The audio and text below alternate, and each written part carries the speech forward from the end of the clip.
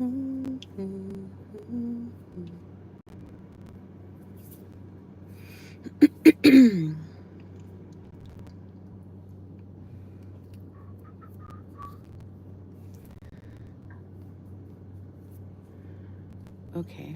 I'll wait a little bit before I start talking.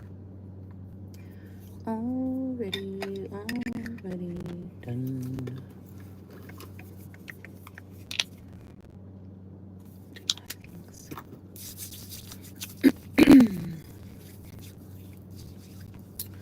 Okay.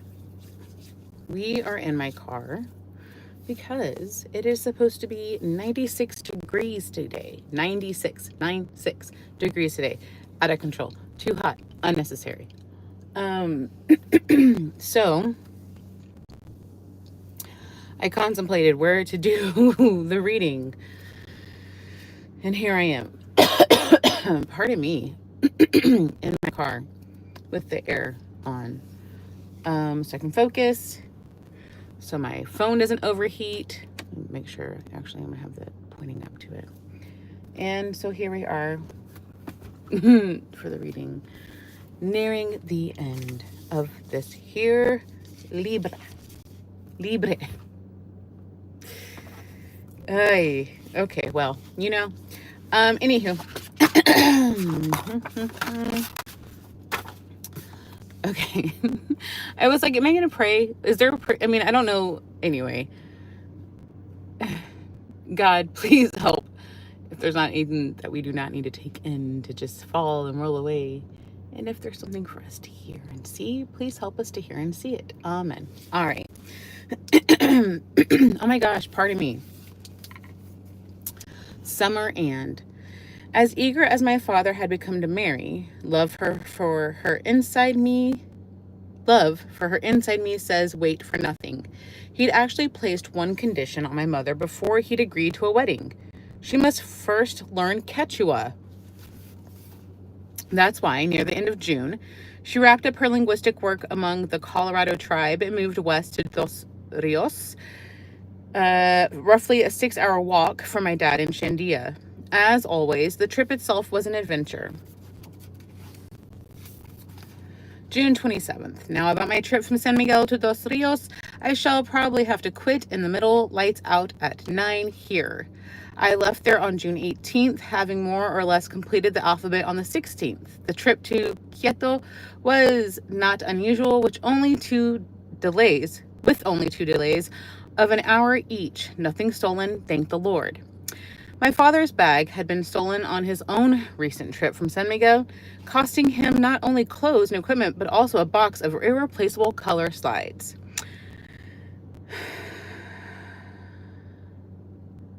I'm not reading this note moving forward.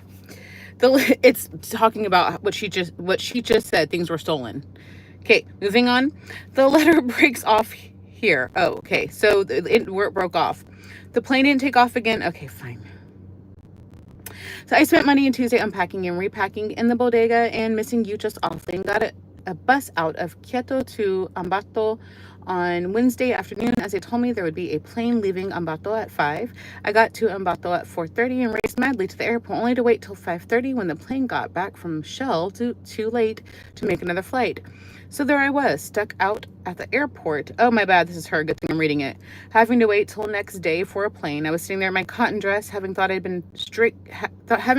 get straight into Shell that night, freezing to death, when the wife of the commander at the airport came up and invited me into her home to spend the night. They are lovely Christian folks and gave me dinner and a nice bed.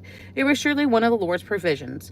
The plane didn't take off again till noon, so I was thinking all morning that every hour there meant one less with you. I'd hope for something like you had suggested, flying into Shandia in the morning and spending all day there. The letter breaks off here, saying, as predicted, she feared the lights being turned off mid-sentence. Good night, my darling. The moon is there tonight, but clouds hide it. Oh, to be so near to you. It's so much better this way. It's the first time, you know, that we've been separated by a short distance. I love you ever so much, Jim. She picked up the narrative again next morning. Well, When we got into the shell, after a wonderful trip with all the big nevados, snow-covered mountains, gleaming in the sunshine, Bob met me at the plane and discovered it was going right back going right back that afternoon. This meant that he had to rush right in and get those women from Pano and bring them out. I had just time to swallow a bit of lunch before we took off. My hopes were already shattered of spending any time with you, but it never occurred to me that we wouldn't land at all. As we were nearing Shindia, Bob suddenly handed the earphones to me and said, "Do you want to hear a handsome voice? You were just calling Shell Meta. What a thrill to hear you speak just as Shindia hove into view." Then, after circling near you the first time, when Bob hollered at you out the window, he said to me, "Well, we might as well go in and see them." Another leap of anticipation. But as he circled around, he said, "No, he didn't think he could make it. I was just about wild seeing you there so plainly, knowing full well you'd be waiting for us to come down." As you vanished from sight, I couldn't keep back the tears. Don't worry, Bob didn't notice. He kept up his usual line. "I still haven't seen Shindia. I was looking for you and then at you the whole time, darling. Close yet so far, but maybe soon." You said in your letter you'd be glad to come in here when I get settled. I was settled an hour after I got here and oh, so ready to see you. I'm going to gradually lose my mind if you don't come soon and tell me everything. I think the house sounds fine. Anything, darling. Absolutely anything, so long as we are together. The Bowles say they won't be here next Sunday, so I wonder if you would feel you could come then. Just whenever you think is right. And I know Carol will be glad to have you anytime. Jerry was just saying, "Oh, there's always room someplace. You know I'll be eagerly waiting for you. If you surprise me when I just washed my hair, or even when I'm in the river washing it, or when I just come in soaked from a canoe trip like Friday afternoon, I will just be glad to see you. Come." My father's idea is the first house in Shindia, though he ended up building it in Puyupungu.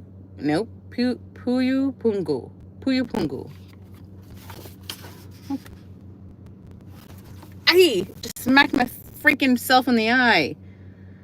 Then this says their bamboo house in Puyupungu after 5 months in a leaky tent.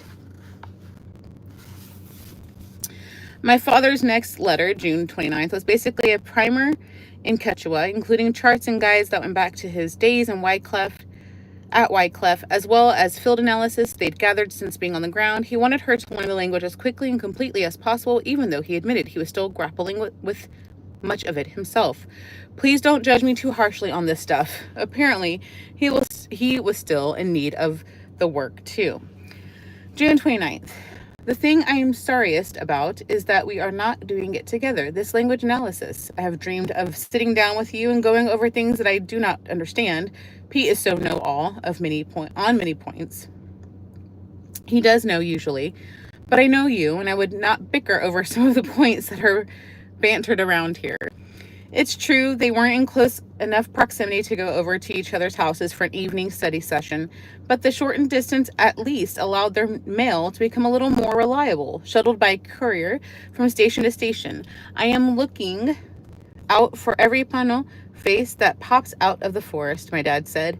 But a time or two throughout the summer, when the need for supplies allowed him to justify a day's hike through the forest or a few hours ride by canoe, they were able to be together. To talk housing plans, to talk wedding plans, to whisper the sweet truths they each loved saying and hearing. In his journal of July 5th, after returning from his first trip to see her in Dos Rios, my father wrote July 5th. They were our 3 most intimate days ever, house planning and Quechua study, with those silly, spasmodic embraces interspersed and making it all so worthwhile and fun.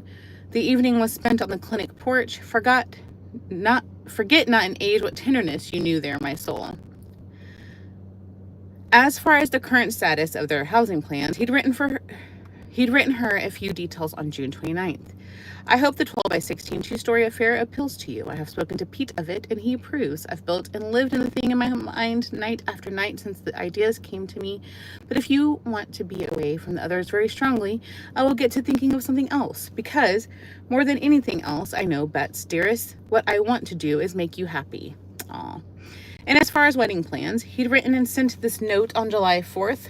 What would you think of having a civil wedding go on our honeymoon? And, oh, what would you think of a civil wedding, go on our honeymoon, and return for a reception evening in Kyoto? The uncertainty of dates makes me wonder this. But a looming pattern was emerging that threatened to put housing and wedding plans and even plans for the entire mission station in jeopardy. July 5th. The river is at one of those awesome stages where another day's rain will bring it to dangerous proportions, and it is still raining. I thought I would get a note back to you with the Dos Rios boys, who are not going back until the weather lets up. They got stuck in the dark about 20 minutes walk away last night, so had to bring in the aluminum from where they left it on the trail in the rain early this morning. Yet, even as he kept a wary eye on the skies and the river, my father was learning new lessons in love. As seen from his writings of earlier years, he could be quick and occasionally insensitive with his judgments and advice. The same bold, aggressive temperament that served him well as a daring disciple of Christ could sometimes come across as harsh and abrupt, even meddling, especially in dealing with a woman. And here we see it again, the fix-it mentality that surfaced in conversation. July 7th. I have been wondering how you could best make use of your time in Dos Rios, and it came to me yesterday that you should help Carol plenty. I don't want anyone saying, oh yes, she learned Quechua, but she didn't do anything else. That Indian baby came to mind. Why don't you offer to assume full responsibility for him? Wow. Clothing, bathing, and feeding. Why am I saying wow? Because he's telling her what she should do. Here, this is what you're going to do when you come here. You know, I want everybody to know all that you can do, but and realizing the reticence that is in you, I would press you into it. Could I do so? I know you will help in the school, but don't wait to be asked, will you? I want that, but you should show yourself fruitful in every good work. And I believe there is plenty to do. My mother's response in a letter from 3 days later was gracious with only a hint of defensiveness. July 10th. I appreciate your advice on how to spend my time. It is hard to know just how to help Carol. She never gives me anything to do. I just have to try to figure it out. Just try to figure out what I can do. With 3 Indians apparently doing everything obvious in the way of housework. I'm not always sure how to help, but I shall try. As you know, I have chapel twice a week, Sunday school this Sunday, recreation twice a week, and Bible class. Also play the organ for various meetings. Yeah, in case you didn't know, I know how I fill my time. But his July 7th letter hadn't stopped there. He also said, frankly, I was not satisfied with your attitude toward P. Oh my gosh. Frankly, I was not satisfied with your attitude toward P and the few remarks you made in Dos Rios. It is not sufficient to say that there is something about him that just gets you. All the more reason why you should make an effort toward true compatibility and understanding. Oh, okay. Sorry, my goodness, just pick. I threaten to make it hard for you if you are going to be continually criticizing him, regardless of how he gets you. And I'm afraid I'll be adamant on that point, darling, as I regard it a development of Christian grace in you, and will be happy with nothing less than a spirit of sweet reasonableness in such matters when you are my wife. I'm gonna be quiet. It's not my love story, it's theirs. But dang, you want her to be sweet, but you're picking at her. Until he'd begun pointing such things out to her during my mother's senior year at college, I don't think she realized how blunt or cutting her words could be. I guess maybe that she was getting what she was giving. There are people who would never say anything to hurt someone else's feelings, even in honesty, even in love. And there are those, like my mother, who call a spade. But over time, she'd grown to recognize her need for being careful with this rather pointed tendency, not letting it become a weapon. And while pride can enter into any heart whenever exhortation or rebuke is given, I believe her response to his challenge shows real growth and humility at this time in her life. This is the problem that I have. I don't care. We were talking about the wedding and now we've gone into a different thing, and I don't care. I'm so sorry if that I seem cold or callous. And my friends say I didn't. I'm not trying to, but I'm reading it, and I don't care to read the back and forth, because that's what we're going back into again. I don't care. I don't want to read it.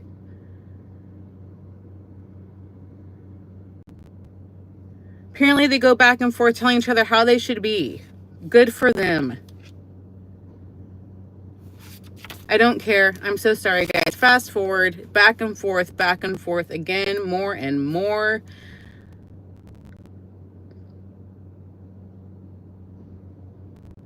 Okay, so what did I skip over? So they're picking at each other back and forth. He becomes more humble, also in his weakness. That's how she frames it. That's her words right here. He touches on her self-conscious insecurities, but then they air it out. She writes, she loves simply hearing him talk too. One of the everyday sounds at her new location was intermittent chatter on an open line of radio contact with nearby mission stations. The reception could be spotty at times, not always clearly distinguishable, but her ears perked up each time she heard the radio crackle with activity, thinking it might be the voice of my father.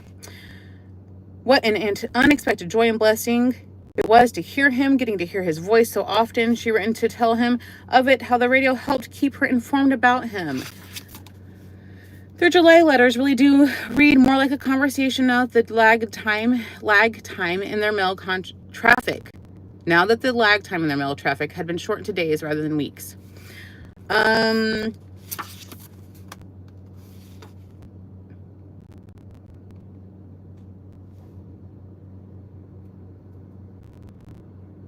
So by mid-July, he's planning to return to Los Rios for a visit. Not until later in the month was he able to get there to see her, spending an entire weekend, speaking mostly of when we should be married, September, November, January, or March. A few days after his return to Shandia, after processing the things they discussed about marriage, and after talking through the ramifications with Pete, he felt good about where he'd landed. And as the now frequent rain poured down on the rooftop, roiling the already surging waters of the Napo, preventing him from doing any outside work for the day, he sat down to write a summary of his conclusions to my mother. July 30th. As I see the wedding, it involves 3 issues. You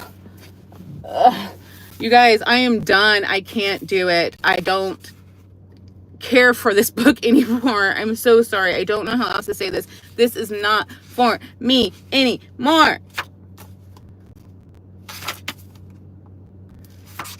It's lost the romance. I don't care. Ugh.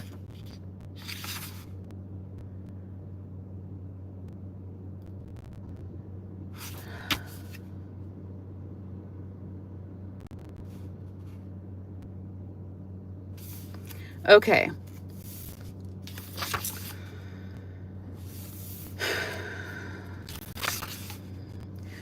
So I'm not reading. I'm going to read what the daughter put her little notes here. So the part that I was about to skip over. So he said, she says, little did he know how the catastrophic thing he'd almost wished for in April as a way of speeding their wedding was currently cascading right at him, right at that moment as the rains turned into torrents. And all my mother could do, hearing word of this flood, was write to him and pray he had survived it. I prayed this morning that you would be established, strengthened, and settled after all these testings, that God will in every truth let you learn obedience by the things you have suffered. I long to be with you in this and to share in whatever comes to you. Now that I am praying for you, as I am sure they are in Quito and Chilmera too, I shall be eagerly waiting for some word from you. There really wasn't. Let me know if there's anything we can do. There really wasn't, he wrote the next day, addressing it from what he called simply an Indian home. Also, I'm tired of reading the word Indian. This is starting to pick at things. My tolerance has gone out the window. So let's fast forward here. When do they get married?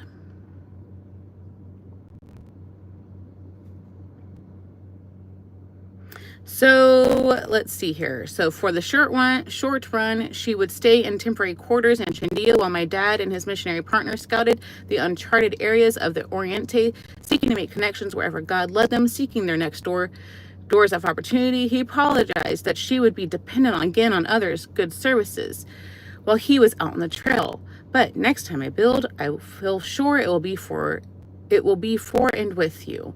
And who knows when that will be.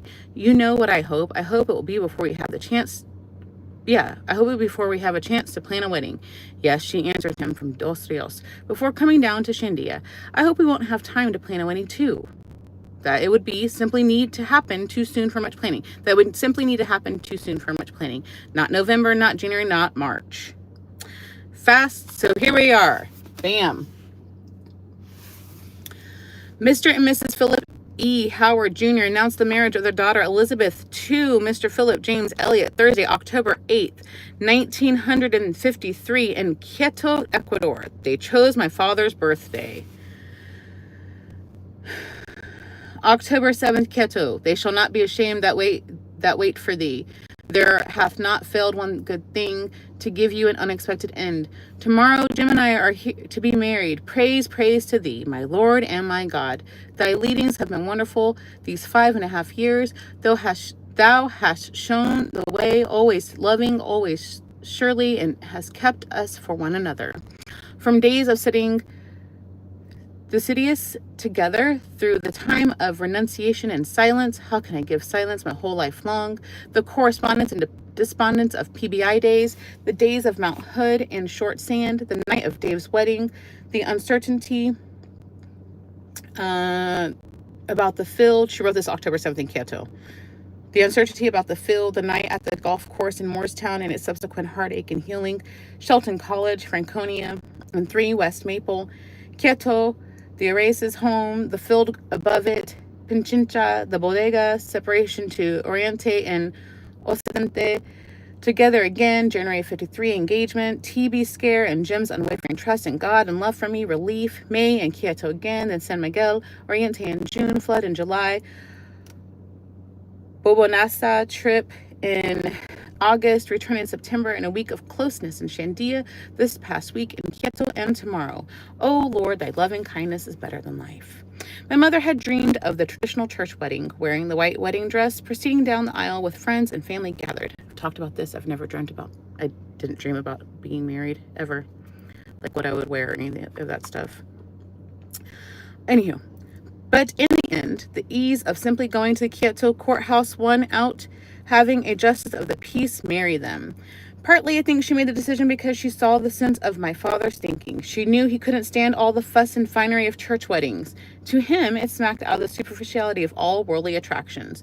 He wanted their wedding kept as free of non-essentials and elaboration as possible. But probably their main desire for marrying at an earlier date was motivated by their almost 5.5 years of waiting. They needed each other more than they needed a ceremony. She wore a lovely sky blue suit that someone had made for her, adorned by a tasteful corsage. He wore the only dark suit he owned, a navy blue one. They invited Dr. and Mrs. Tidmarsh as witnesses, along with Ed and Marilu McCulley.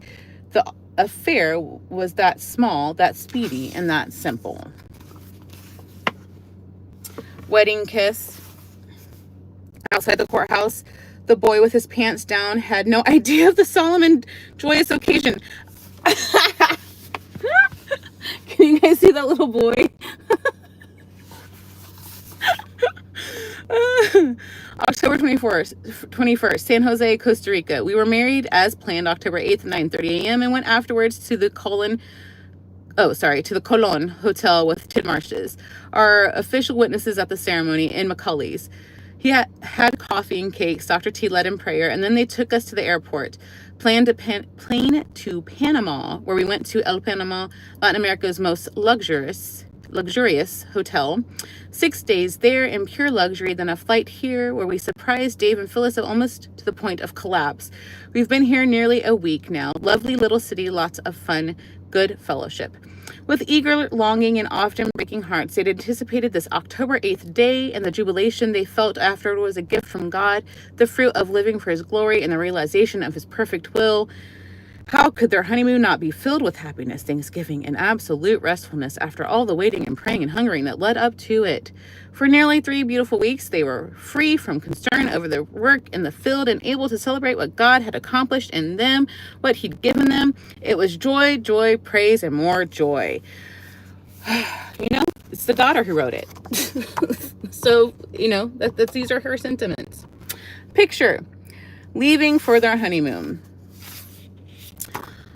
Here we go. With Uncle Dave and Aunt Phyllis, joy-filled days spent in Costa Rica. November 5th, 1953, Shelmera. Finished up a marvelous 2-week honeymoon with 3 days more in El Panama. Flight to Quito on October 24th and 10 days there. Buying and packing for the Oriente. Today we flew down to Quito. Today we flew down from Quito, but half of our stuff is in Ambato still. Lord protect it from thievery and bring it down safely. And now finally their life as married missionaries could begin. In keeping with the verse from Isaiah they'd chosen for their wedding day. Lo, this is our God, we have waited for him. They had persevered in waiting on his timing, and the one who in his sovereignty plans our days and our years had brought them into this new phase, ever confident in his ongoing calling. Their story never stops capturing my heart. Lord took my father's personality, so brash and bold, a young man who told his fellow students on campus they needed a kick in the pants to get to the mission field, who had admonished them for not swearing off dating, for not realizing they were in college to study to show themselves approved unto God, and somehow married his gospel zeal with a woman's love without decreasing his passion for souls. The Lord also took my mother's personality and intellect and gave her love for such a man, challenged her to restrain it to the level of true Christian love between friends, yet crowned her willingness to absolutely trust him by giving her not only more of himself, but also giving her my father, the other great desire of her heart. God has taught me through their example and through his visible outworking in their lives, I can trust his holy will, even when nothing around me looks hopeful or good. And he can use even my failures and pain and worries as part of what he transforms into a new life that brings him full honor and glory. November 11th, 1953, El Oriente. The Lord, he it is that doth go with thee. He will not fail thee. He has brought us to this place at last in safety and with no loss of goods. Our first home. Home, together at home. God had brought them all the way home. You listen. Oh, okay. Isaiah 25:9. And it shall be said in that day, lo, this is our God. We have waited for him. You guys, I'm not going to come back tomorrow. I love you. And thank you so much for your time and attention. I'm not reading the epilogue. Okay. Mom, I'll give you the book if you want to read the epilogue. I'm not reading this anymore. But I do agree with waiting for God's timing. I do agree with trusting him. I do agree with that he takes all of our things and makes it good when we surrender it to him. I agree with all that. I do agree with he is a great master worker. I do agree with all those things. Trusting him in the process of waiting. Literally this morning, I had to stir myself up, and God is so good and met me. And literally, he's just so good, and he really did refresh me. He hit the refresh. You should look up that song. Anyways, thank you, Kim, for sending that to me. I think you sent it to me. Anyway, so yes, like I believe in all that. So, I love you. Have a good day, night, evening, morning. I will come back. I'm gonna come back and hang out with you. Give me about 10 minutes or so. Thank you for your time and attention. Thank you, thank you, thank you, thank you, thank you. Don't ever take it for granted, ever. Thank you. I love you. Bye-bye. End.